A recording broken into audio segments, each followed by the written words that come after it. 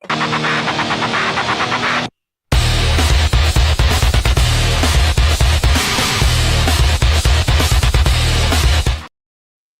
that motherfucking money, y'all. What's up, guys? My name is Steve Big Bucks of Beta. This is the Distinguished DeGents podcast, your one in many homes of degenerate gambling. Currently sitting at a 93, 108, and 2 record. I am the co-host. Joining me, as always, is my co-host, my partner in gambling. It is the one and only Jason Monty Mansman. Monty Mansman, last week, I was staring death in the face. I was losing my fucking shirt, my pants, my pride. Took away 11 units last week at the Mansman household. Great fucking Sunday.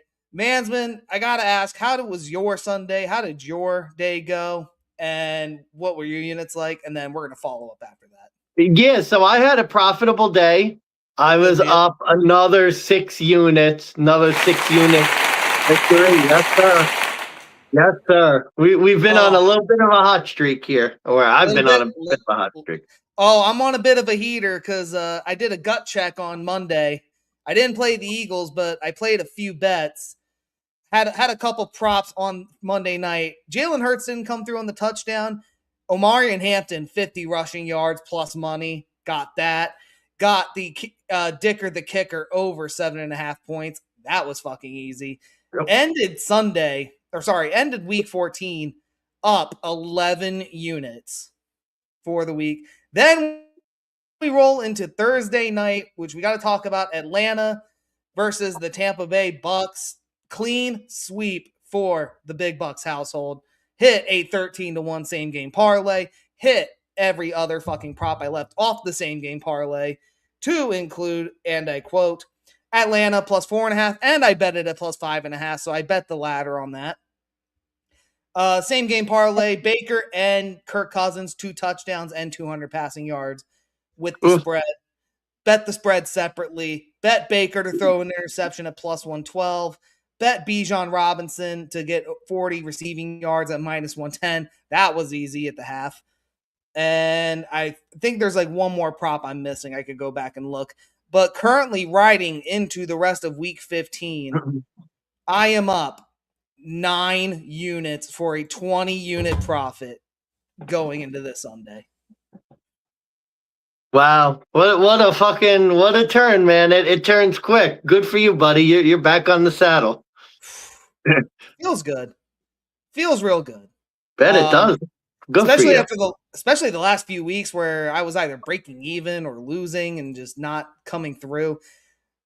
I mean, I have not had to do a Hail Mary Monday night play in now it's been 2 weeks. So I'm pretty ecstatic over that. And I'm hoping to just keep riding it. Even bet a parlay the other day was the Avs and Nuggets, both on the spread. That even came fucking through. So it's just like, currently, I played a prop bet on Bet365, Navy Army, each to get 15 points. It's fourth quarter. That just came through. Navy's up 17-16. That profit boosted. So it's just like, this week 15 is going to be like a gut check for me. This is going to see how long will this heat stay lit. We'll see. Well, this is the beta time, because normally what happens is in years past, you've gotten off to good starts, and then in the middle, you're shit. And then at the end, you sort of come back, and we know how you are in the playoffs. Although last year was kind of a down playoff year, if I remember correctly. Yeah, last year was it was down in the wild card in the divisional. I made up for it in the conference and the Super Bowl. Thank Christ. But yeah, it was not looking good last playoff. So hopefully we can turn it around, take it into the playoffs as well.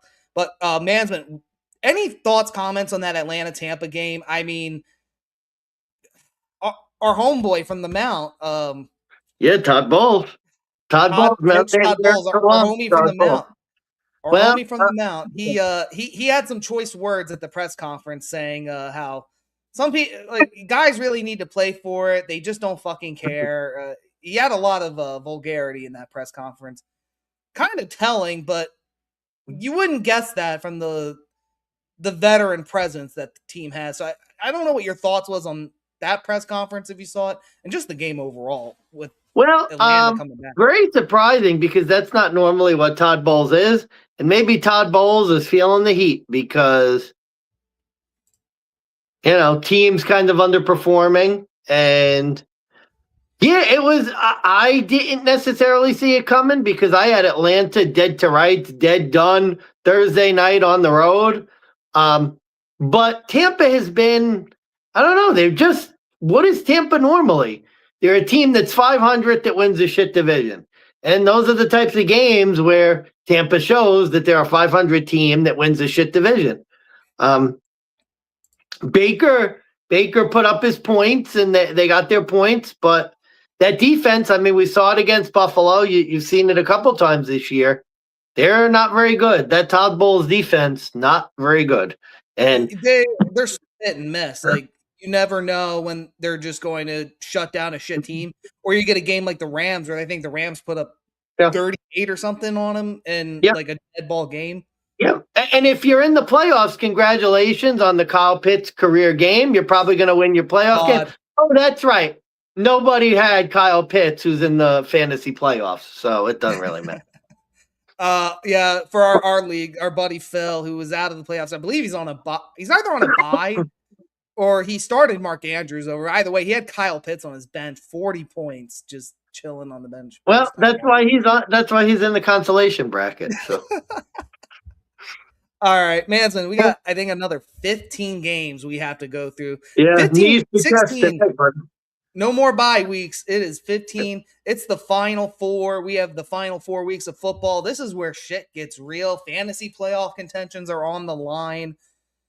Man, oh man. And this is like, I don't want to say it's do or die because last week we talked about win or go home, but this is basically like can't lose or you're looking to upset people if you're this team. Atlanta being the prime example Thursday night. God, some of these lines just seem like it's going to either be blowouts or they're lines where I feel like the market has just let it dictate itself versus the books just taking a hard stance. Although there's like 1 or 2 games where I think like they haven't budged because they know if they do, they're going to get slaughtered on the other side. So, anything that piqued your interest, just overhead. I'll give a general comment. I almost think that these are the hardest weeks to predict because we know week 18's coming and week 17, and there may be some teams that start to clinch and start to look ahead to the playoffs. But these weeks for me are always the toughest because anything can happen. It almost feels like week 1 or week 2 just because I feel like there's teams, and you saw it with Atlanta, they're looking for their one professional game to sort of wrap up the year. Okay, we gave it a good effort. We beat a good team. Now we can sort of take the rest of the year off because we showed our pride. These pride games sometimes can be very scary because they sort of come out of nowhere. Like, I can tell you, I didn't really, and good on you, I didn't really see Atlanta as a viable pick. Like, I wouldn't have picked them. And you were dead on. Like, from the start of the game, Atlanta was locked in and had something cooking. So tough time of the year. But what's funny is that, like, I think if Michael Penix was starting in that Thursday night game, I wouldn't have been on that side. But the fact that it was Kirk Cousins, who, like, you think about it, he's playing for his career still. The man's already admitted he wants to leave Atlanta. He potentially wants to go back to Minnesota if everything goes right. But I think a guy like Kirk Cousins needs to have a good game to end the season just to put some film. And I feel like that's what Thursday night was. And even like in 2024 when Kirko played the Bucs, he always woke up and he always played them tough. Always seemed to win too, oddly. And that was just kind of my play. It was like, it's Kirk Cousins. He has nothing left to lose. He's going up against the Bucs, who really may not be that good. They're like, sometimes it's like you always say, sometimes your record is what your record is. Like, sometimes you are what your record. Yeah. The Bucs are like a subpar 500 team in the NFC South. And this is the kind of game where, like, the Bucs should have won. I didn't think they were going to cover 5.5. I thought that was insane. I didn't think they would lose. Because, like, in my other pick'em contest, I picked the Bucs to win. I didn't think that was going to happen. And,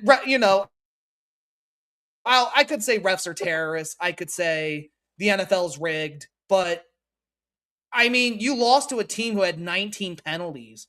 Yeah. 19 penalties. That's like Garrett Bowles-esque. That is just unforgivable. That's the old Raiders. That's the old Raiders who would get like every penalty. I mean, it's just I don't understand how you lose to that team. They get 19 penalties. You have every opportunity to score. And you just fall. And Baker Mayfield, 2-minute drill. Why are you throwing it on third down?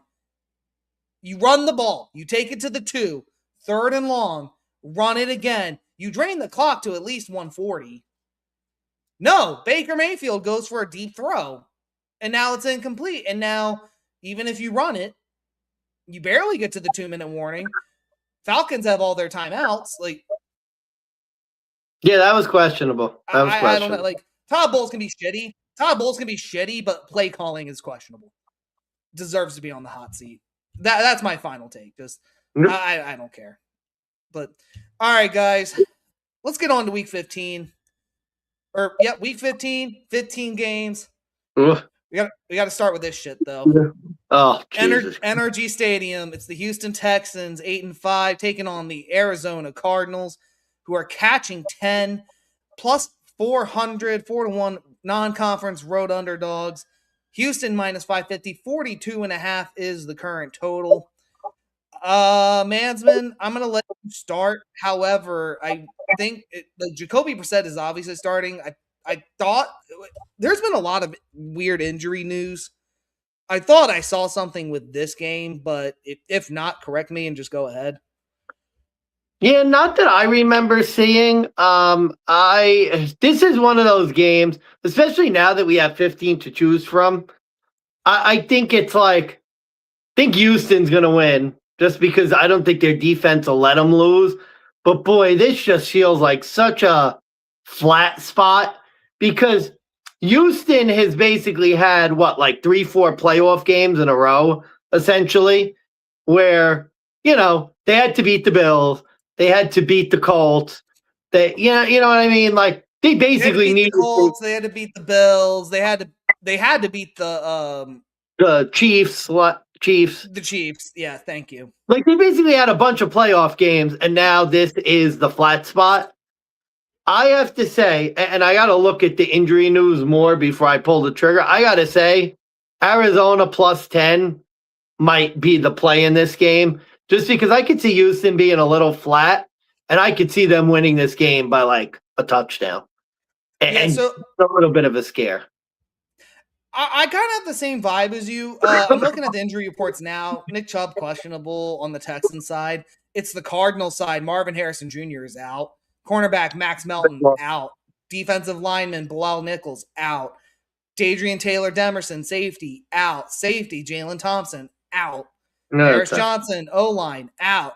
Evan Brown, O-line, out for personal reasons. So it's the Cardinals that are like so injury prone. I think that's why this line has jumped to 10. But I'm with you. I think I'm going to make an executive call here, and I don't normally do this off the cuff. But I think I'm going to go ahead and take this line at 42.5. I'm going to make this my under of the week.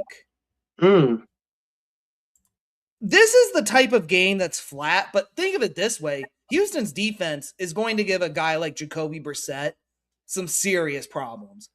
We saw what the Seahawks, the Rams, and the Niners defense did to this guy.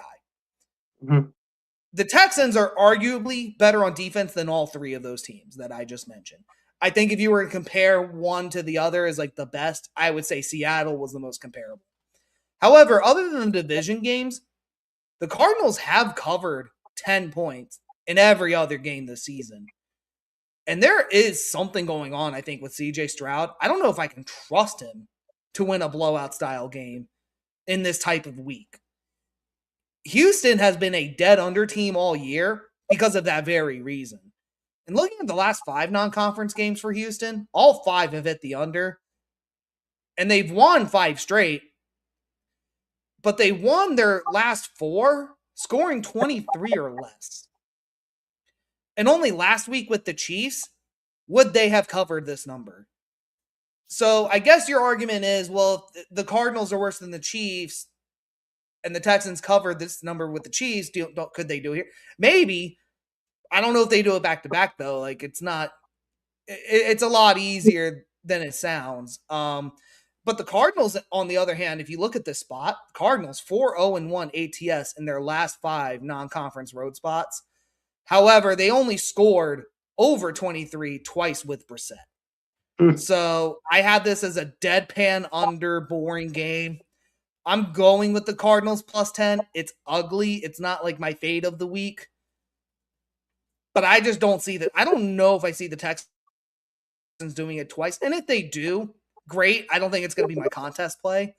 It's not going to be a big bet. I think Texans to win in my pick them, and I'm going to call it a day and just to move on. But under of the week, I love the number. I really like your thinking as well. I like the under as well. Especially because if you think about it, maybe the flat spot is Houston's offense comes out flat and it's like a 10-3 game at halftime, and then it goes from there. So yeah, I like your under. I think you're on the right side there. Yeah. I endorse.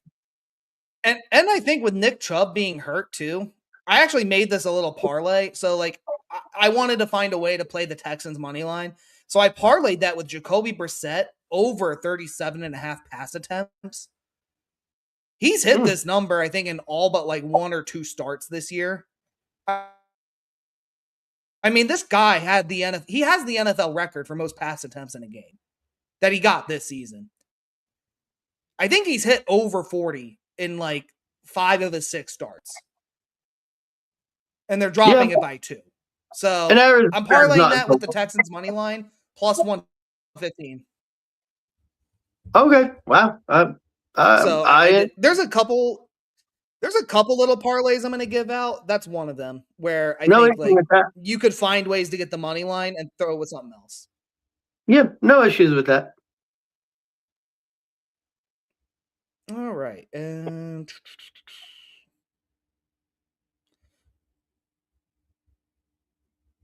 trying to throw my parlay in, but I don't think I can do math. Oh, bummer. I'll do it later. All right, let's move on. It's the AFC North divisional rivalry.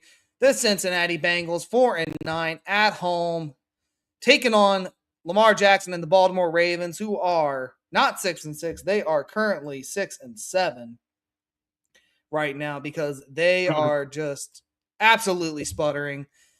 The Bengals are catching 2.5 at home as division home underdogs, plus 130. Ravens are minus 155, laying the 2.5. Over under is 51.5 total points. Not a big handicap here. I could be talked into making this a big play, but here's my point. I'm getting Joe Burrow as a dog, where if I understand, he's really good at covering the spread as an underdog when he starts. But just looking at the last 7 games, the Bengals are 5-2 ATS as underdogs. I'm also getting him in the month of December with points. And after that Bills game, he's now 19-3 ATS in the month of December. I don't know what the catch is. Is Lamar playing like a rookie again? Yeah, he kind of is. He's playing like something's wrong or he's injured. The Ravens are sputtering in the complete wrong direction. Supposedly there's internal turmoil, and according to fucking Reddit posts, someone's ex-girlfriend is out there putting out news like the Ravens are sick of Harbaugh. They want him fired. And certain people could have played, but they chose not to. Seems like there's a culture problem right now in Baltimore, and Harbaugh might be quietly in the hot seat. I don't know why the Ravens are favored. I honestly want to make the argument that it's wrong team favored. I can't get around to it though because the Bengals are such losers. Like it's just like games like the Bills game in years past, the Bengals win. and I don't question this. But every time, like, they're supposed to, it feels like games earlier in the year without Burrow, even with Burrow, 2.5, 3.5, they're supposed to cover as favorites. They don't. They may barely win, or they'll barely lose. Zach Taylor, another coach that's in the hot seat potentially. I don't know. And like, you listen to Joe Burrow's press conference, he's talking about losing the spark and he doesn't know what purpose he's going to play, which I feel like is some sore loser ass mentality. Like, you just got your ass beat in the snow by the Bills and now your playoff hopes are gone. So now you have nothing to play for. Like, part of me says like, I don't know what's wrong with Joe Burrow. Like, maybe it's a mental thing and he should get it checked out. The other part of me wants to be like, quit being a bitch and like, shut the fuck up and play football like you're paid to do. But with that said, I'm taking the Bengals plus the points. I can't avoid it. But it feels like it's a trap because every time this line has jumped to 3, it keeps getting hammered back down. So I think I'm missing something. So this is weird because normally I call these games the reverse dream crushers, meaning the team has just lost a devastating game that basically ends their season. And then after that game, they come out very strong and it's their sort of reverse dream crusher where their season's over, but they put out one good performance to sort of, like I said, their one good performance before the end of the year to show their pride. In this case, you can make the argument both teams had dream crusher games because Cincinnati's basically dead with 9 losses now. And the Ravens just lost a critical game to the Steelers in heartbreaking fashion. So I have 2 desperate teams. This is actually, and I rarely do these, but this is going to be my over of the week. Give me the over 1.5 for this game. Because I think you have 2 desperate teams with defenses that have struggled in the past. We know how good Joe Burrow is in December. The Ravens, I think you're also going to get their best effort because they're desperate. You know that this Bengals defense isn't great. I think this is going to be a very close game. I think it's going to go over. It's tough for me to go against the Bengals just because we just saw the Bengals whomp this Ravens team. Normally, you'd say it's a revenge spot for the Ravens, and you may be right. I don't know. Maybe the Ravens is the right choice here. Revenge spot. I don't want to go against Burrow in December. You know what I mean? Like, you're getting 2 points. Could be a close game. Burrow in December. And I'm sure the Bengals would love nothing more than to knock Baltimore out of the playoffs because you know how teams are like that. So it's tough. I think it's going to be this might be the game of 1 o'clock. I think it's going to be a good game. I cannot wait to have this on Paramount Plus on a 5-second delay compared to Red Zone, who's already playing on a delay as it is. But at the same time, I originally marked this as an under, but I think you won me over, and I just looked at some stats. These are shit defenses. These are not good teams. And I mean, if there's no motivation on one side, that's the only way this loses. But you're right. This could be deadpan over. This is going to be like playing for contract. Like, that's the other thing. I think for contract incentives, Joe Burrow has 4 weeks to get some stats on his paycheck. Maybe get a couple incentives if it's not going to be for fucking playoffs. And this feels like the kind of game where, like, if Joe Burrow doesn't wake up for him, Jamar Chase will wake his ass up and be like, motherfucker, I played all season. I need 1,000 yards. I need 1,200 yards. Like, throw my fucking ass the ball. And he'll do it. So, yeah, give me Cincy. Give me the over. Love the play. Yeah. I don't know. I may change my pick by tomorrow. We'll see. This one's over. I like, though. Over, I like. You know what? It's kind of like my last pick with Houston. I'm like, I'm picking Arizona because, like, I just don't think Houston is the right side, but I could be wrong. But I love the under in that game. It's like weird reverse correlation. All right, let's keep going. We got a lot of games. Yeah, we do. The Bills make me wanna shout. Kick your heels up and shout. Throw your hands up and shout. Throw your head back and shout. Come on now, the Bills are making it happen now.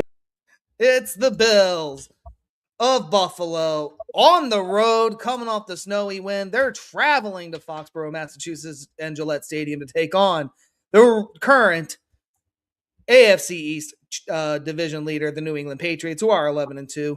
Patriots are catching one at home, plus 100 as a division home underdog.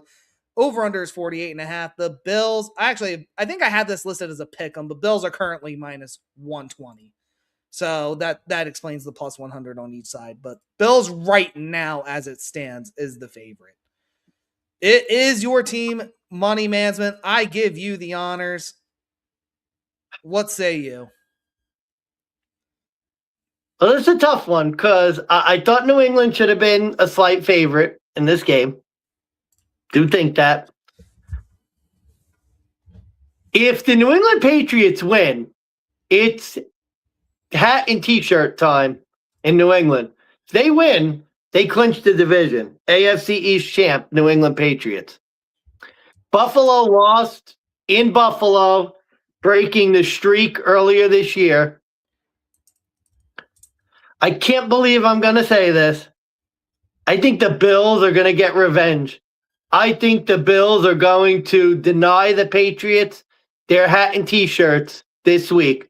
I think they're going to make the last 3 weeks of the AFC East interesting. Yeah. I'm going with the Bills. It's probably a homer pick, but also don't forget, remember who we have. Call him Big Papa. Call him Daddy. Joshua Patrick Allen. Now going to be a father. Congratulations, Josh. And I think we're going to celebrate by showing Drake May who the real MVP is. I think the Bills are going to get it done. Not Drake May. Drake May. What kind of fucking nickname is that? How about MVP Josh Allen? I can't believe I'm doing this.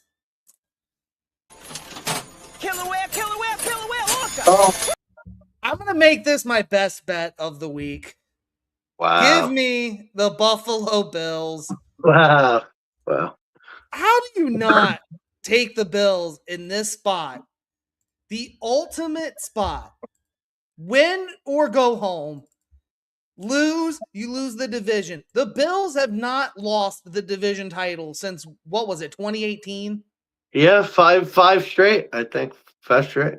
Is this really where it dies in this game at New England? A spot where they actually kind of have fared well with Josh, even though lately, I think it's they've lost 2 of their last 3 or 3 of their last 4. But me and my man Josh here, we have something in common now. We're both expecting fathers. And how do I not let my heart take over in this spot? In another snow game where it's going to be snowing all throughout Foxborough at 20 degrees. Do I think Drake May is going to be able to cover himself in the snow? Is he going to be able to handle it? When this Patriots team, let's be honest, they were kind of playing some scary, close games against some shit teams prior to the bye. Although they did beat the shit out of the Giants when Jackson Dart made his return. But I think that was a weird spot play where the Giants on Monday night, you always just fade them because they never really show up to begin with. I'm not saying this is the perfect side. I'm looking at the level of competition the Bills have gone up against lately. They were a lot tougher teams. And I think the Bills last week, you got over the ghost. You beat the Bengals. This is another ghost type of game. Hey, Bills, congrats, you beat the Bengals. They've been shit. Now you have to beat the current division leader. You want to be the man? You got to beat the man. That's this kind of game here. Yep. And the Pats, now look, Pats are coming off the bye. They have rest advantage. So, I don't know. I heard something with Coach Vrabel. That's a really good spot. This Patriots team, though, looking at their numbers, they are shit off the bye and with rest advantage. They are, since 2021, 2-9-1 ATS when they have the rest advantage, 1-4 ATS off the bye since COVID. And as a home dog, they're 3-5-1 ATS with Drake May. I don't know how you look at this game as I guess this line is a pick 'em. I don't know if you necessarily take. I don't know. My thing is if the books are saying that the Pats should not be favored in this spot, I'm gonna trust the books that they have the line right, and I'm gonna bet the favorite side, where they're gonna say, "Look, it's a coin flip for the most part, but slightly in favor of the Bills." I'm gonna lean on that. So best bet from future father to another future father, go Bills. Yeah, this one I'll sort of leave it at this. It's gonna feel and it's gonna be a playoff game. Like it's gonna be a playoff game atmosphere, and we're gonna find out if New England is ready for that because we know the Bills have been there against the best teams in the past, decade. So it's going to be a playoff game, and we're going to see how this young Patriots team handles it. And like I said, I can't. Maybe it's a fan talking. Not this week. I can't see this Buffalo Bills team coming out flat and watching the Patriots celebrate an AFC East title in front of them. Like I think the Patriots are going to win the division, but it's not going to be this week. Yeah, I kind of got the same vibes. If Josh Allen has anything to do with it to go superhero mode, he will. I could see that happening. I got under. It's a big snow game, but I do have over 48.5 in this one. I think you gotta. It's just going to depend on Josh because if there's been one weakness of the Patriots defense, it's been against the pass, as we've talked about before. So, I'm trying to remember the first game. I don't remember a whole lot about the first game. It was close. I don't think Josh played all that great in that game.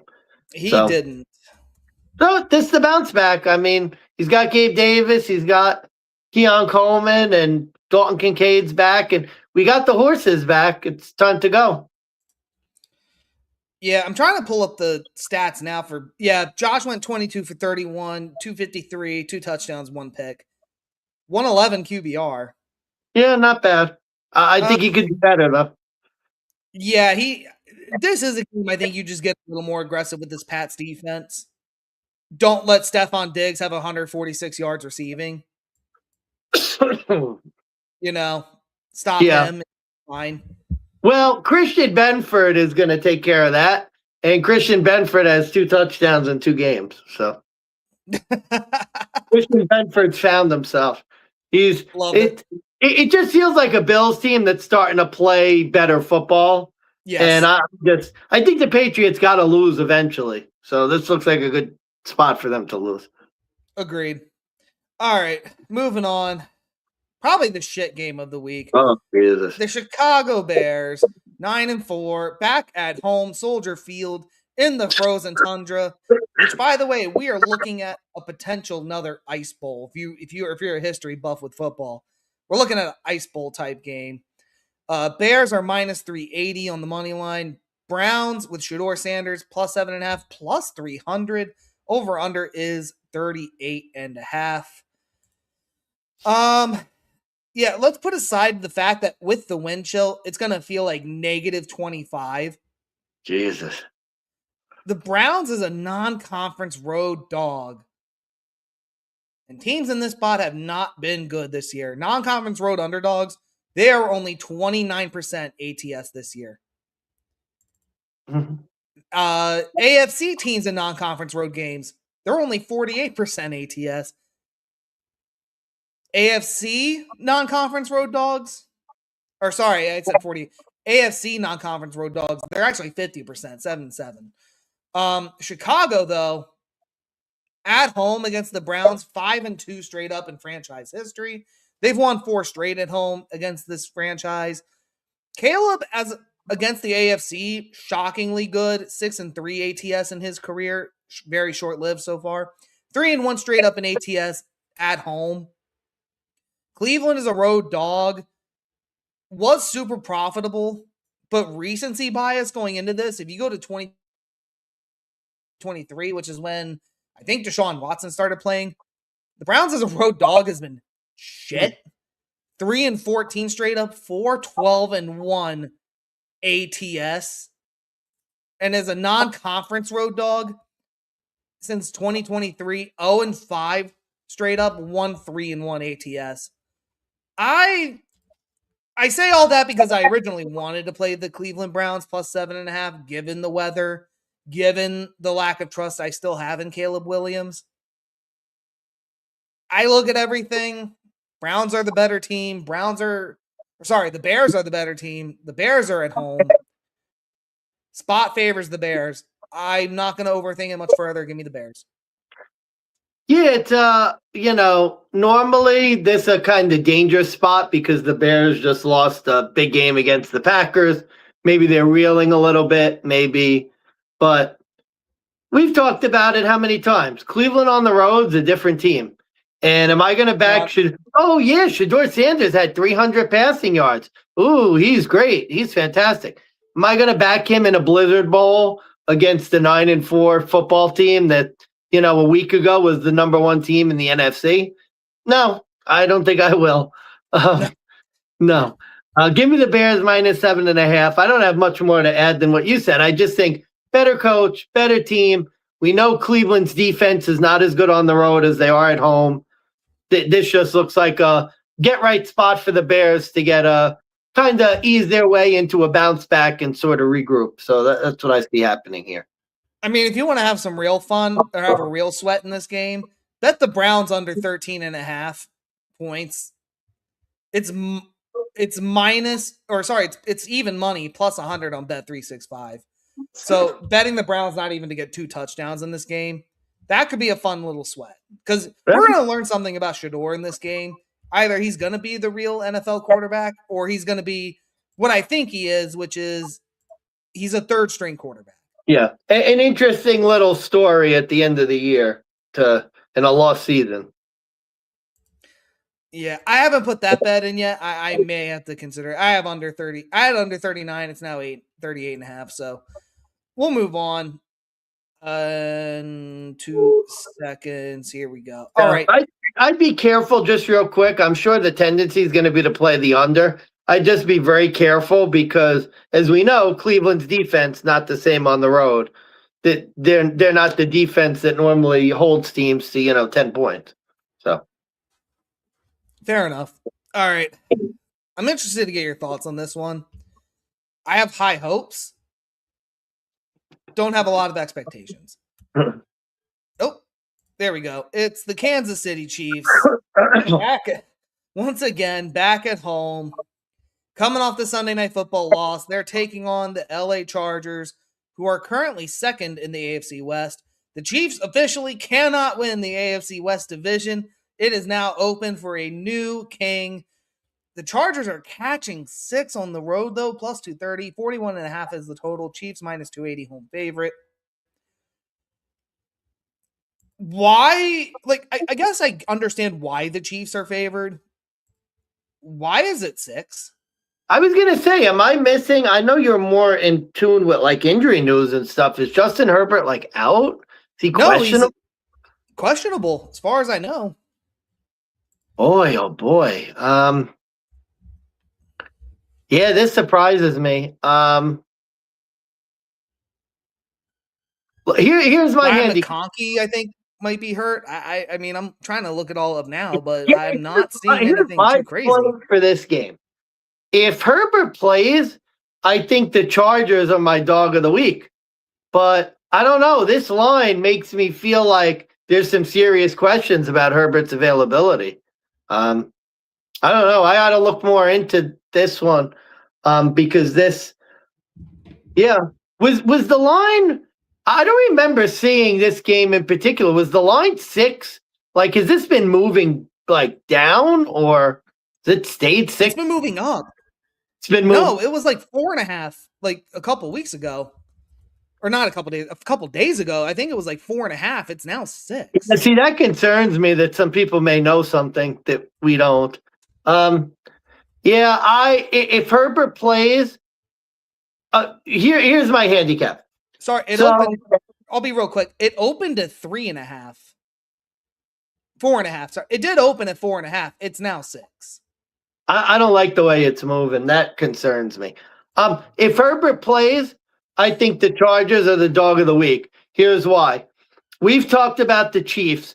Oh, this is the week. How many times have the Chiefs been in this spot and won? I just don't think this is the same Chiefs team. Chiefs losing at home to Houston last week. That's really bad. And you could say that maybe this is the Dream Crusher game. This is the sort of Chiefs last stand. I don't know. I mean, catching 6 points, not for me. No way. I think this is a close game. I think unless Herbert doesn't play, +6 is a gift. Maybe for some Barneys and some Joes who are hitting the Chiefs because they're expecting the bounce back. Not me. I'm not. I'm not gonna ride that train. If Herbert's playing, I think the Chargers at least keep it close. Even crazier, this over-under line movement opened at 45.5. It's now 41.5. So 4 point difference. I'm looking at the injury report. Herbert may not be playing. Herbert may be out. But I'm not seeing him on the injury report. This is weird. Like, optimistic about his hand heading into the Chiefs showdown. This is weird. All right. Limited in practice, but set to play. I don't understand. I guess, like, I'm in the same boat. I wouldn't say dog of the week because, my dog is a different definition than yours. This is like a fade of the week territory. Like, you're giving me 6? I'm not betting Patrick Mahomes at 3 or more. Like, I don't know how you could fade the Chiefs, though, coming off their worst loss of the year. You're kind of fading a team that's already faded. You're fading a dead duck. Here, keep going. Why don't you give your thoughts in terms of like your impressions of the game? I'm gonna keep looking and seeing if there's something like what may explain this line move. Yeah, like I mean, I really don't have too much more impression. I mean, I just don't think betting Mahomes is a favorite over 3 makes sense. I don't care that Herbert's injured and he only won because his opponent threw 4 interceptions last week, one of which was in overtime, and he has no offensive line because they're all on injured reserve, and he has a broken hand, and he hasn't won in Kansas City since 2021. But he is 4-0 ATS on road division games with Harbaugh. Harbaugh, by the way, his protege successor at Michigan, was just arrested on felony home invasion charges after cheating on his wife with a staffer at Michigan. Like, I mean, I'm throwing darts at the board at this point to figure out why this line movement happened, but I'm not doing it. I like this is like Chiefs and a teaser at money line or nothing for me. Because I think the Chiefs will end the season 10-7 ultimately. They might find a way. 9-8 for this Chiefs team does not seem right to me. I see the Chiefs getting to 10. So it's actually possible, and maybe this explains it. It's possible that if the Chiefs lose, they're out. They're out. Could be playoff elimination game. Yeah, but again, I love the Chiefs to win. I don't like them to cover 6. I tried getting them. I tried getting them to cover 3.5 last week, and look what happened. Chargers defense, not for nothing, too. Like they're not as good as Houston or Denver, but Chargers beat Denver earlier in the year, and Chargers defense is hit and miss, but not the way this Mahomes offense has been operating. Not with fucking Matt Nagy calling plays. Like shit's bad in Kansas City. Yeah. Like, I don't think it's like, to me, it just seems like the Bucs are there's either something they know or they haven't really caught up yet with how bad Kansas City is. I mean, maybe there's some real sharp money on this Kansas City side, and maybe it's because it's a playoff eliminator. I can't do it.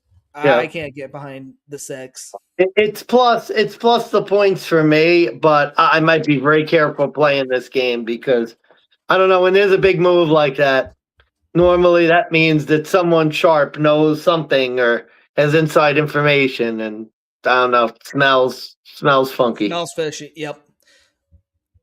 God, I'm going to introduce the next game, and I'm going to let you go, and I'm going to try and pull up I got a site where I can pull up the betting slips, and I'm going to get that while we go. But this one should be short and quick. The Philadelphia Eagles coming off the Monday night loss, minus 850 on the money line, back at home. Over unders 41.5. They're taking on the Las Vegas Raiders plus 575. Geno Smith will be out. It will be Kenny Pickett in for the start. Again, with the 2-11 Raiders as a non-conference road underdog. Money Mansman, for the love of God, get us through this as soon as you can. Yeah, so Eagles will win. I mean, it's a at-home get-right spot against the Raiders, who are pathetic. The Raiders can't do anything. Do you want to back the Eagles as a double-digit favorite?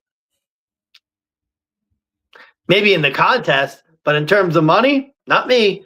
For me, it's a no play. I can't back the Eagles as a double-digit favorite. They're just not a functional team. I mean, they're a disaster with their little bunnies that they're bringing in, the motivation bunny that they then remove after 4 days. This Eagles team, the motivational bunny. Normally with the Eagles, it's like the team looks like they're on the verge of collapse, and then they put forward a massive performance. So you know what? Actually, this could be the game where the Eagles literally do win by 40, because it seems like it's the game where they're literally on the verge of collapse and then they win. But I don't know.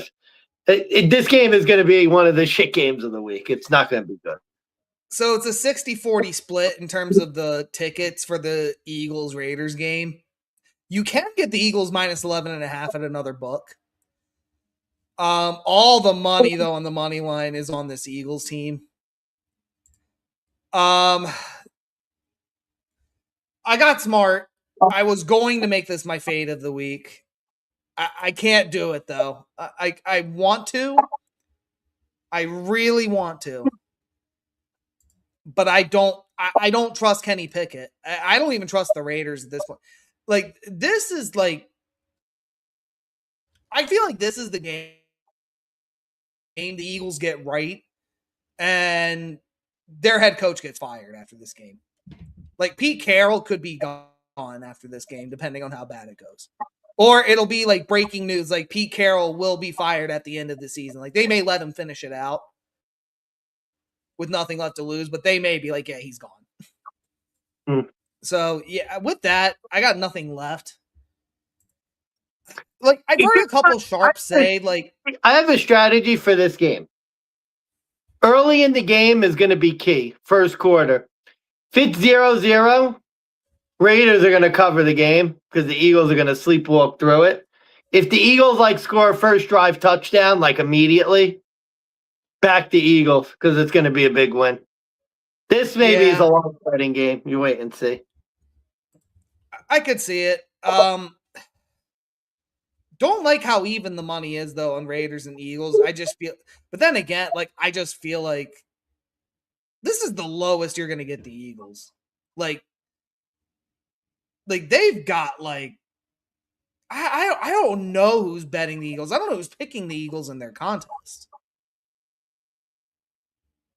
And, I think the concern is this just a trap spot where, Eagles just lost in overtime.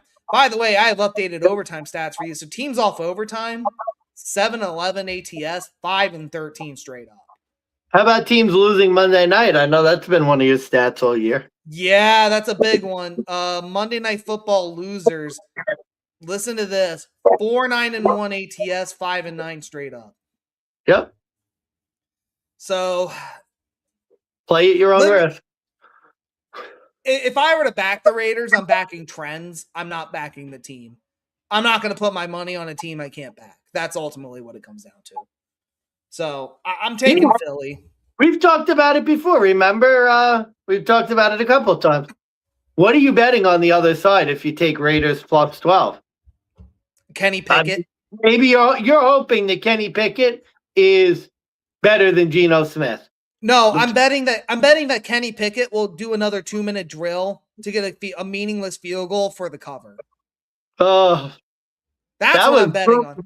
That was brutal in Denver minus 8.5. That was brutal. Oh, and that was brutal for over-under bettors in that game because that field goal also hit the over. It was a 40-point over-under game. Well, I guess if you had Raiders over, you were happy. Yeah, and speaking of this game, I've got deadpan over because I think Eagles blow this shit team out. Excuse me. So, over 41.5 that game. Moving on. Jacksonville Jaguars are taking on. I know it's hard to see the logo. You may have to look close. It's blending in. That's just because it's the ghost of a team that really doesn't exist anymore in the NFL. They're about to be relegated to the XFL. It is the New York Jets. Jets sucks. Jags 9-4. They are laying 14 at home, minus 950, plus 625 for the Jets. 41.5 is the total. Money Mansman, please inform the people who the current Jets quarterback is. Oh, yes, of course. Their third string rookie. And he's so bad, I forgot what his name. Isn't it like Cook or something? Braden Cook or some Brady shit? Cook. Brady Cook. Yeah, that sentence says it all. Brady Cook. And I think he was an undrafted free agent, too. Undrafted free agent, third string quarterback. Completed like 3 passes last week. Do we really need to say anything? Oh, hold on. He completed 14 passes, no touchdowns. How many of them? 2 interceptions. How many were meaningful? Well, he threw 2 interceptions. Yeah, there you go. So 2 to the other side. His QBR was, you know what? I'll give you a guess. Well, guess what his QBR was? 28.3. Lower. Oh, Jesus. Are we talking about like QBR or like the ESPN QB stat? Okay, let's do passer rating, and then we'll do ESPN adjusted QBR. Passer rating, lower than 28.3? Oh, fuck. Sorry. Okay, it's higher than that. Okay. 48.9. 35.8. Jesus Christ. Now his adjusted QBR. 5. 6. Jesus Christ. You know so what?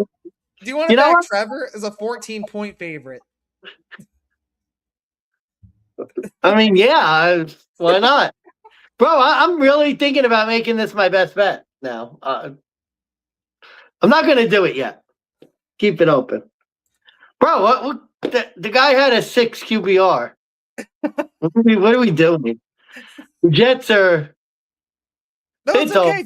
If you ask the Jets, he did all right. Okay. Sure. I mean, it's this and that. Whatever. Fuck this game. Jaguars will win. Jaguars will cover.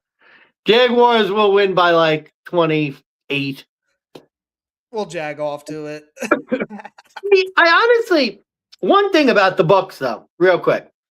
I don't think they there's a certain amount where they just sort of stop, where it's like, oh, geez, it's 2 touchdowns. Like, we have to stop. But, I mean, in this case, this is like 35-3, like, all over it. I mean, will the Jets score a touchdown in this game? Probably not. Maybe in garbage time. So, you're looking at, they could easily cover 20, like, no sweat. This could be Jaguars winning big. Yeah. I have the same thoughts. Brady Cook, 6 QBR, no thanks. Yeah. I hate Trevor Lawrence. I hate backing him as a big favorite. It scares the shit. This could be like the Battle of London. Like, which team gets relegated to London permanently? I know, the London Bowl. Oh. And then, it's in Florida. I guess over 41. Like Jacksonville could score that themselves. Yeah. Couple turnovers, pick 6 of Rooney, couple fumbles. Yeah. This could be ugly. We got to put it on for shits and giggles, but this could get ugly quick. There's some shit fucking games this week. Jesus Christ. Oh, God. We got another shit game. It's the last 1:00 game, though. It's the New York Giants taking on the Washington Commanders, a.k.a. the Commies, a.k.a. the Commanders, a.k.a. the football team, a.k.a. Washington Redskins, go f*** yourself. And Marcus Mariota is back, and he is now a 2.5-point road underdog for a divisional game. Plus 125, minus 140 for the Giants, and Jackson Dart, minus 2.5. Over-under is 46.5 points. All right, here's my handicap. And the flow chart says to take the Giants, but they have lost 3 straight. But I think that was when they played Jaden Daniels. Jaden Daniels is now out. I think Washington needs to go back in auto-fade territory, but only because I think with Mariota playing and Deebo Samuel potentially being out with an illness, this to me is like a Giants get up spot because like this is it after this game. I don't know what the fuck else the Giants have to get up for. I didn't get the audio, but we have a competitor for most awkward like head coach speech, if you will. You guys have to look up Mike Kafka fucking because they have the NFC East Hard Knocks, in-season Hard Knocks, and Mike Kafka gave one of the most awkward speeches in history. You got to look that up. I'm seeing if I can pull it up now.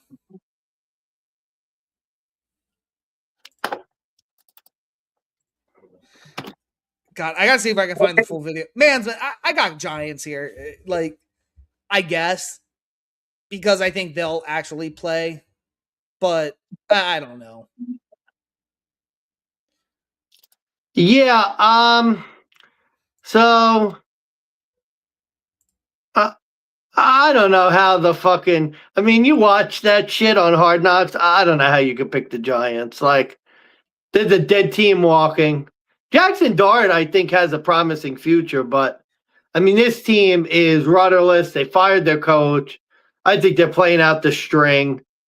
Washington, Mariota's been solid. The team's just not very good. I mean, there are so many shit games this week. Like, I didn't really think about it before we started. There are some shit games this week. Jesus Christ. But yeah, I'm going with Washington. And here, I'm going to give the quotes of why I'm going and why I am going for Washington. And I quote, I fucking love this team. The results haven't been what we want. I fucking love this team. I promise you we're going to get where we want to go. You're 2-11. Recharge this bye week, come back and go fucking dominate. And if you ain't about that life, get the fuck out. And then Kafka asks, you feel me? You're not even doing it justice how awkward he was like, if you don't like it, get the fuck out. No, I'm not trying to do it justice. I'm just reading the quotes. I'm telling you, you got to look it up. It is horror awful. Oh, hold on. Let me see if I can share the screen. I think I got it. Oh, God. Here comes the copyright claim. All right. Let me know. Let me know when you got it.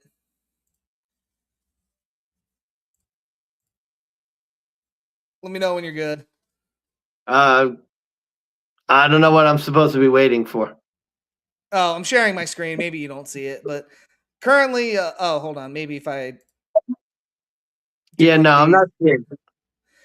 All right. Well, I'm attempting to do it, but it's all good. Here we go. Okay. Oh. We haven't done where we're at and what we want. We love this team. I promise you we're going to get to where we want to go. Recharge this bye week, we're back, and go fucking dominate. Oh, my God. And if you ain't about that fucking life, get the fuck out. You guys feel me on that? That's what I want to be with this group. All right? Let's break this bitch up. JMS. Ready. Let's break this bitch up. This guy, wash it. You know what? No, I'm not going to do it yet. I'm going to do it yet. Not yet.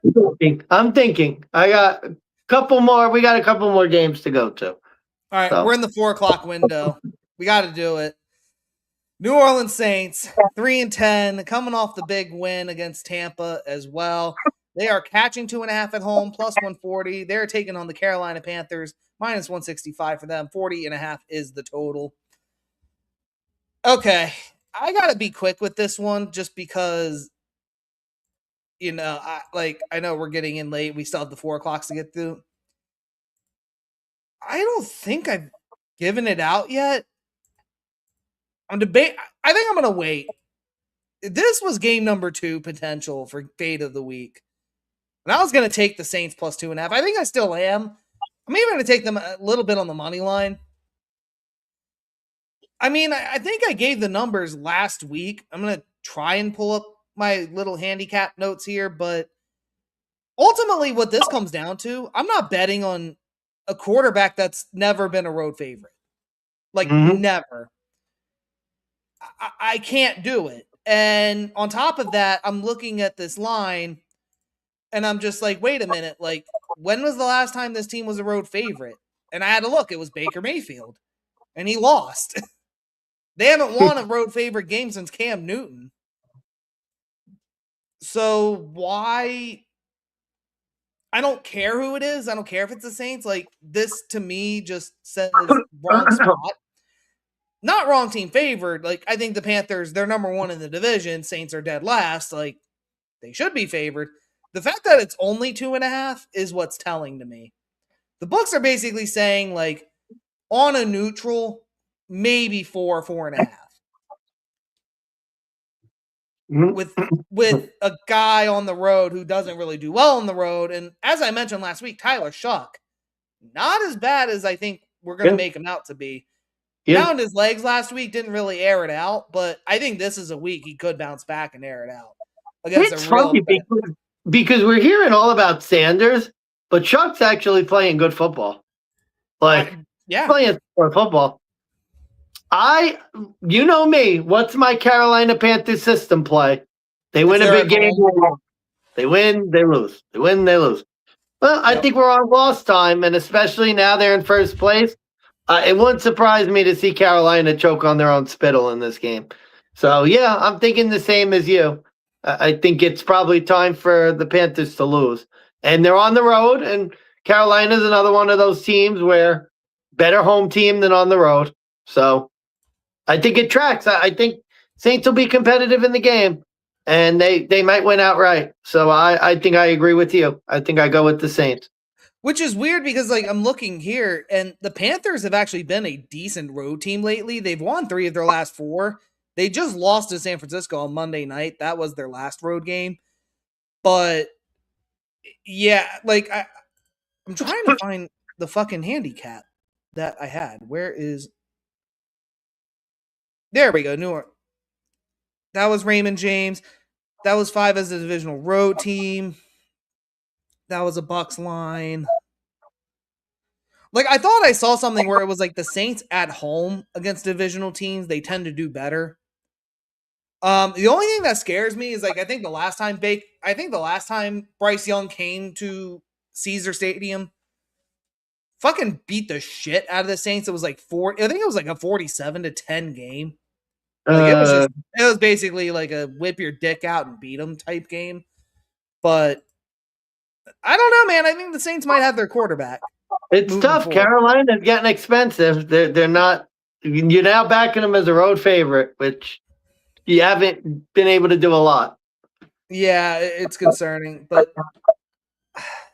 I'm gonna go with the Saints. Good luck, God bless.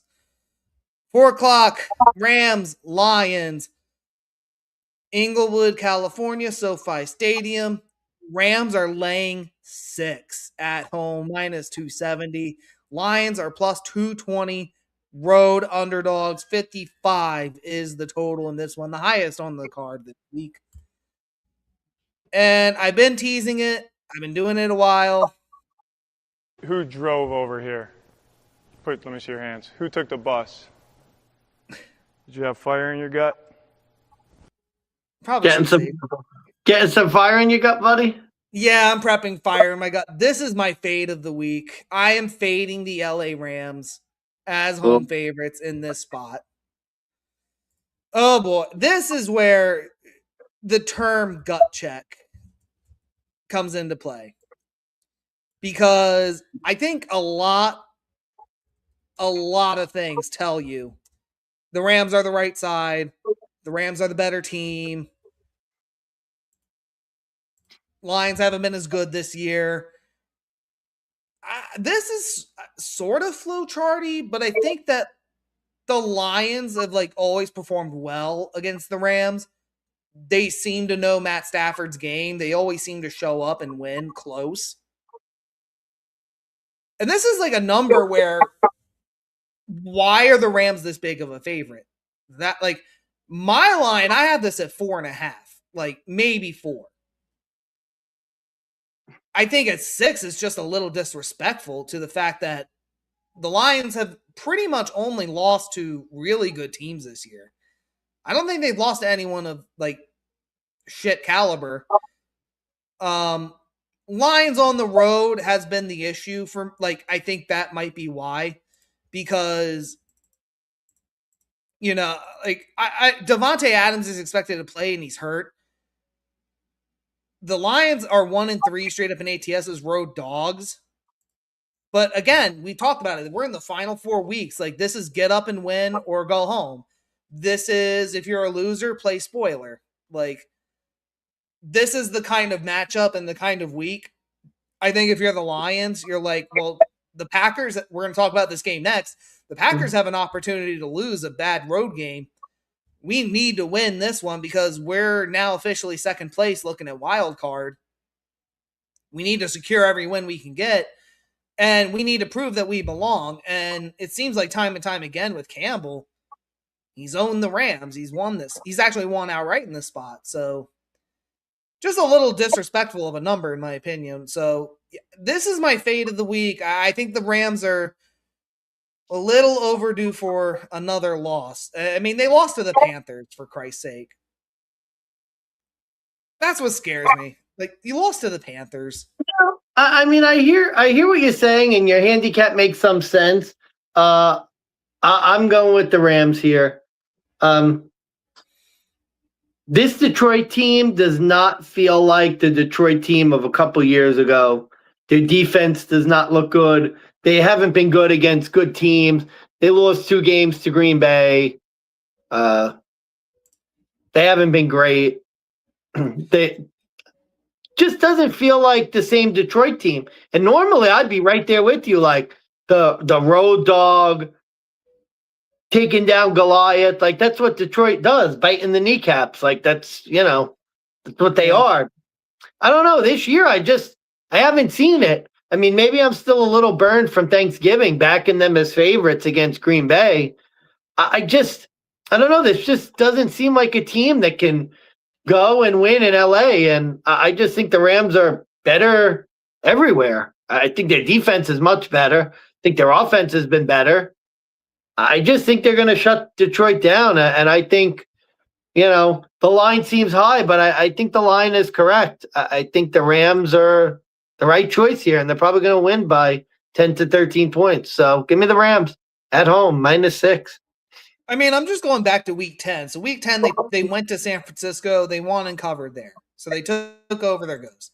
Week 11, the Rams were at home against Seattle. Barely beat them because of a missed field goal. They then were at home. They took on Tampa. Sunday Night Football. Baker gets hurt. It's two-glove Teddy. Two-glove Teddy sucks. Love the guy, though. Like, love his character, but not a good quarterback. They win and cover there, but beats a backup quarterback.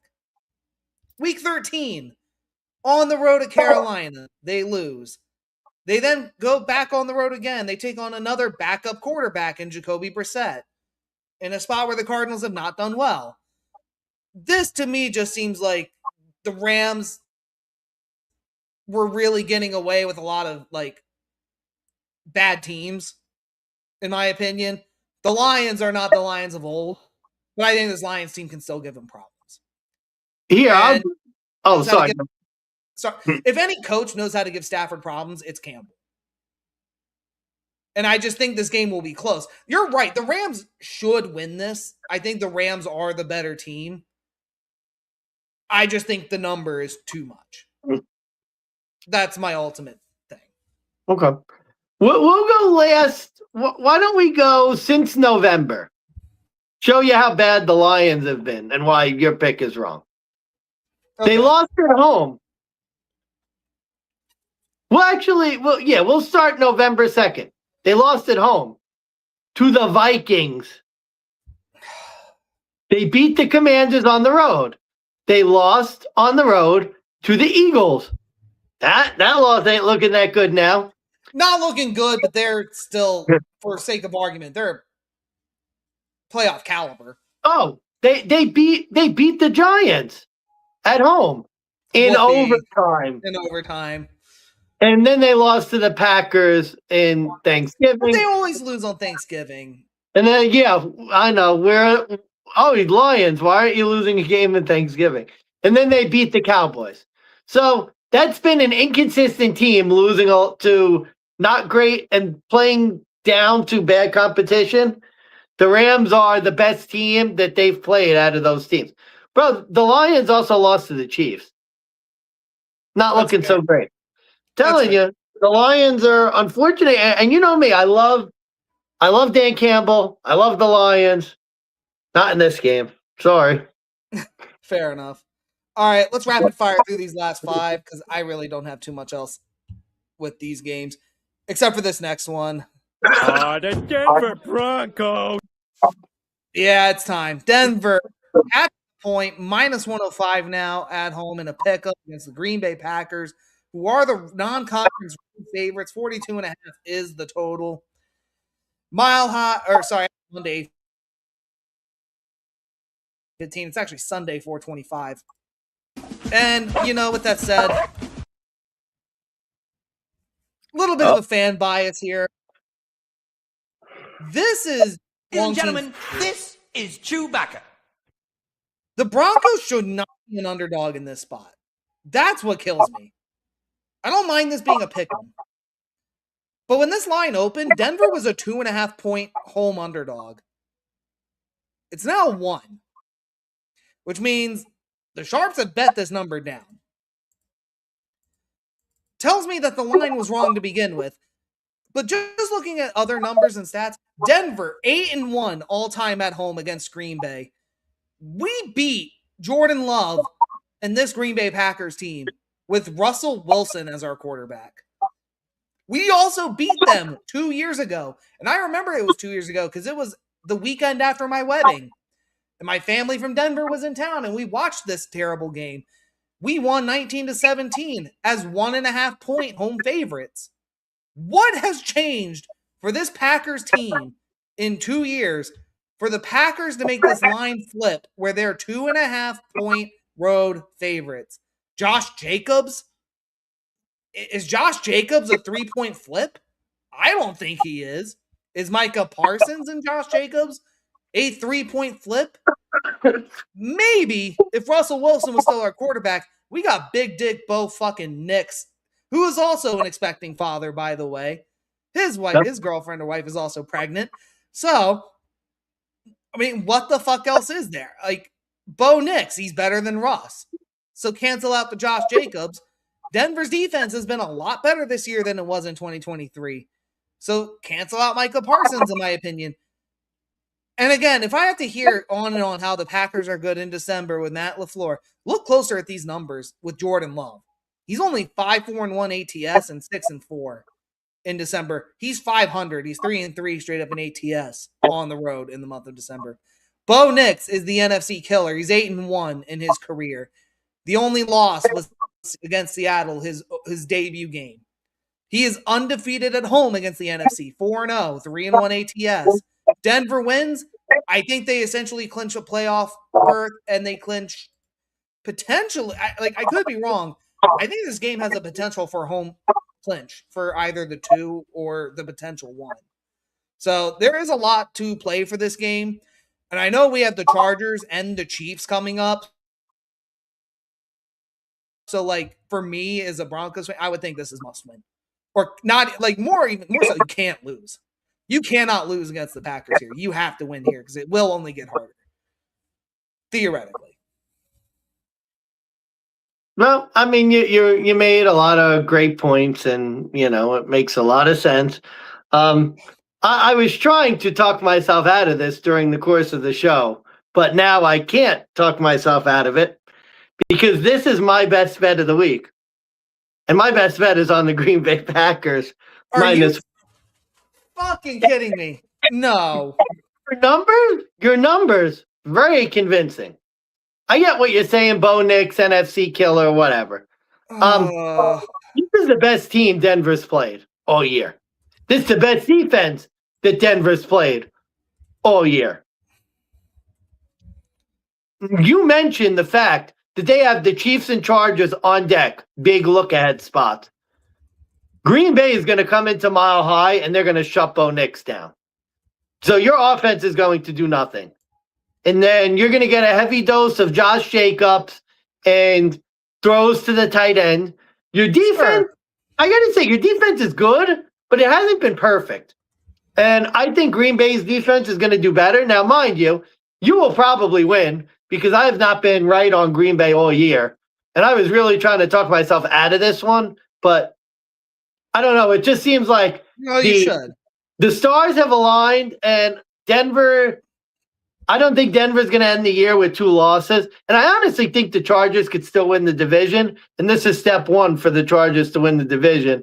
Denver loses this game. And I hate to say it. I mean, I hope I'm wrong just for you, buddy. I don't want you to suffer. You're making this your best bet, though. Like I know you. You don't want. I want to win. I want to win. I think Green Bay's defense is most of your money. Your biggest bet of the week. Washington by 1. You're not good. Your team is not that good. This is the best team you're playing all year. This is a big step up in competition. This isn't Washington. We're at home. This is Green Bay. This is a good defense. I'm not okay. So December. I hear you, and to be honest, you look at the last few games. You're right. Denver's level of competition has not been good. The handicap is New England. Who has New England played? Nobody. Although this is a little different because I think Green Bay is more complete than Buffalo because Green Bay's got a good defense. I just could see Bo Nix, 3 interceptions, 7 sacks, and I see Green Bay, 20-14 win. Not saying it's going to be a 15-point clobbering, but Denver is due for a loss. I mean, you're right. They are due for a loss. My anticipation is if they win this, they'll beat Jacksonville the week after. Kansas City and Chargers might mean nothing. I don't think are you in Jacksonville? Yes. Oh, that could be 2 straight. We're home. We're home. Oh, okay. I think you'll beat Jacksonville at home. I just think if we win the 2 games at home, we're on the road to Kansas City Christmas. We're back home for the Chargers. We have three of our last 4s at home. We need to win this. Pom-poms out this week. You're going to be rooting for Mahomes. You're going to be, Chiefs. Yeah, that's going to be you. Yeah, of course. Chiefs. Yeah, because I want the Chargers to fucking lose. That might be the play. I'm not wishing for it. I just think that Green Bay's defense is going to stuff you. All right. I guess we'll get through this one fast. The Colts 8-5, Seahawks 10-3. Seahawks are laying 13.5, minus 900. 42.5. You want to bet on fucking old man Phillip Rivers, who I don't even know if is he even starting. I think he probably is. No. Are you fucking kidding me? 8 hours ago, Phillip Rivers to start. Oh my God. Weeks ago, Indianapolis was the top team in the AFC. I'm not betting against them at 13.5. That's nuts. Okay, I know listen to this. Listen to this. The Seahawks were only minus 800 at home against Minnesota with a 3rd stringer. They're minus 900 against an old man. Honestly, if Phillip starts, I'm betting the Colts. Same spread. Minus 900 with the Seahawks. Is Phillip Rivers starting? I got to see if Phillip. I am seeing he is starting. I'm starting? Okay, this is my dog of the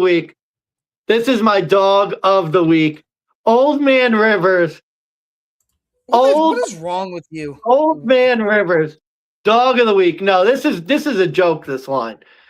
Old Man Rivers. I know he you know who's still playing? Jonathan Taylor. Jonathan Taylor's still playing. Pittman's still playing. Nelson, you cannot tell me the Colts, who were literally 3 weeks ago one of the best teams in the AFC, are now literally the Minnesota Vikings. That is impossible. That is the same line as the Vikings game where we did the mortgage bet. This line is terrible. The Colts are the play. Colts plus the points. Dog of the week. There you have it.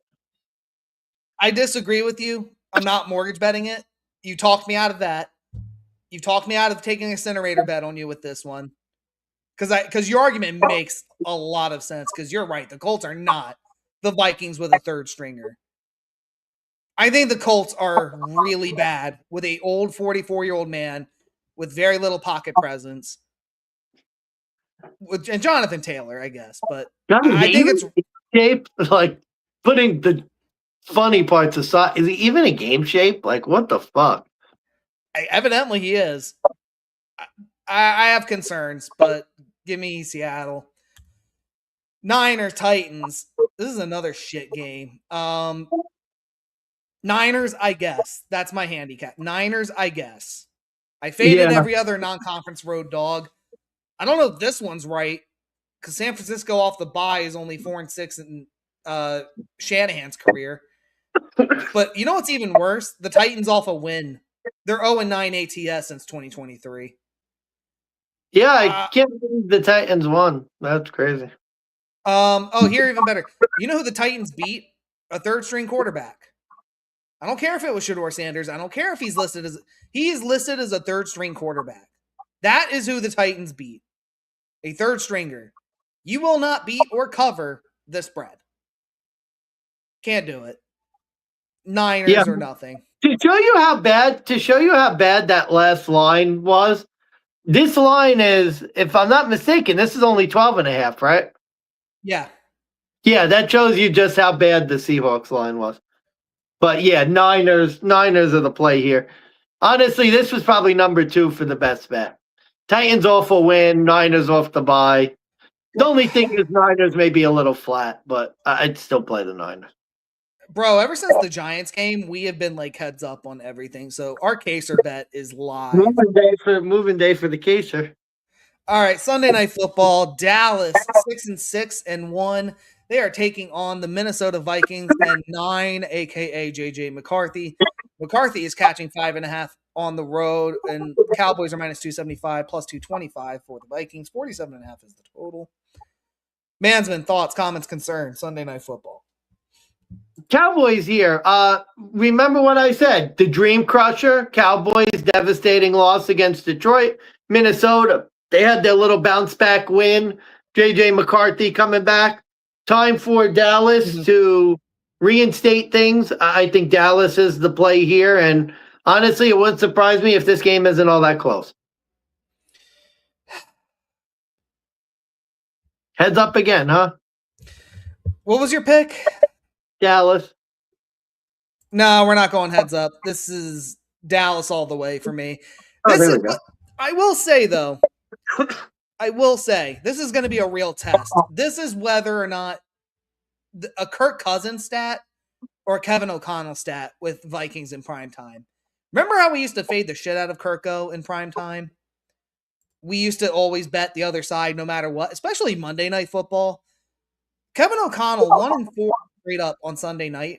He's never won on the road in prime time.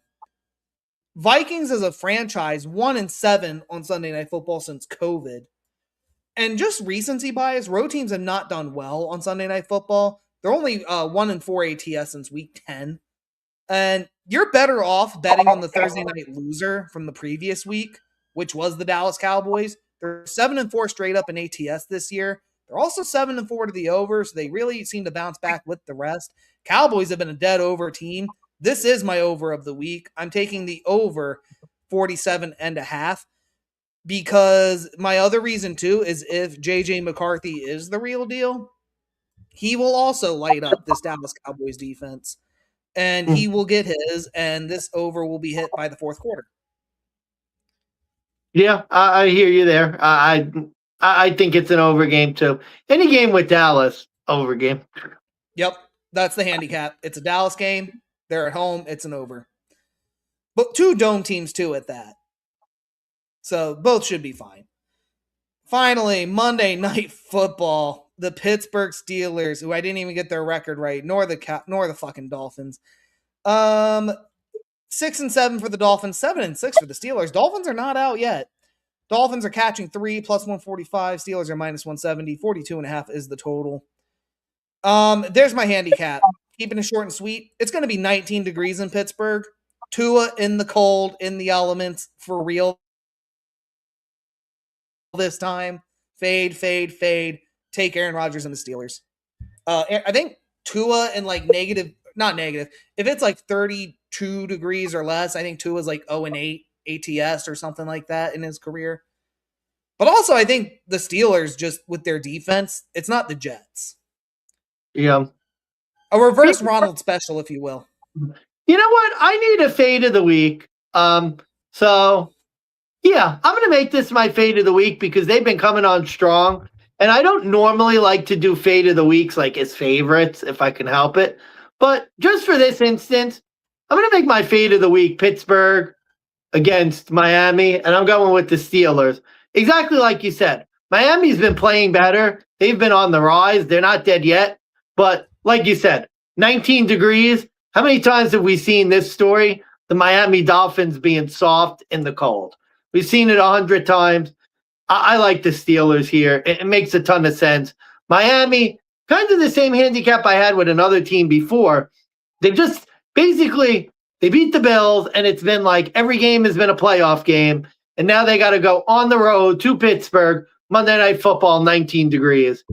I think the fun little Miami Dolphins story ends here. This is the dream crusher game for them. Steelers will win. Yep, that's my thoughts as well. All right, Mansman, that's 15 games. Give us your final 5. I'll give you my final 5. We'll call it a night. Sure, yeah. So Pittsburgh, fade of the week. I have my best bet, Green Bay over the Denver Broncos. And then I have my dog of the week. I might actually, for fun, I might have to put a money line bet on the freaking Colts. Like I may have to do it. Give me the Indianapolis Colts. An old man, Phillip Rivers, 44 years old, plus 13.5. So those are 3. 2 more. I forgot. I think I blocked it out that the fucking Browns found a way to lose at home to Tennessee. Give me the Bears minus 7.5. Cleveland sucks on the road, and they literally just lost to Tennessee. And speaking of Tennessee, my 5th play, I'm going to go with San Francisco minus the 12.5 at home against Tennessee. I do think there's a chance of them like having a flat spot, but Tennessee coming off a win, now having to go to the West Coast, San Fran off a bye. I think San Fran will get it done and win pretty easily.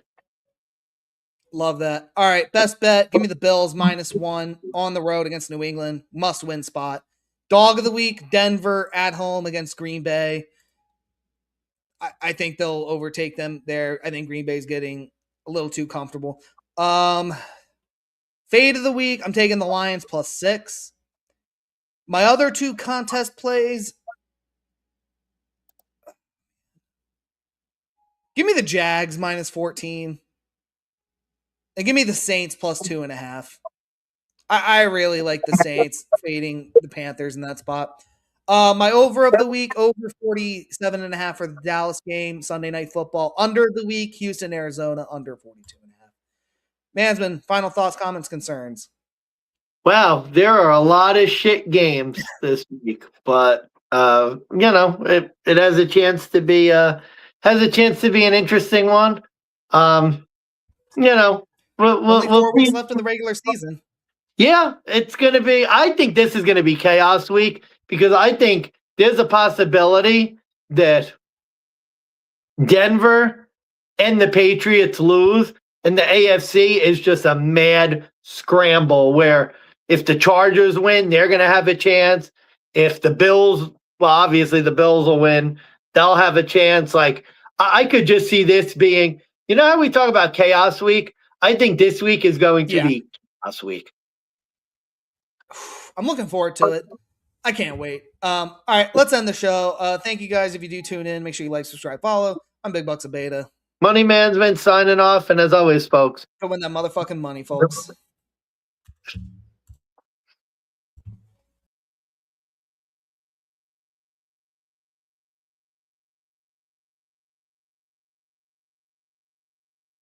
oh, I guess he just left. Okay.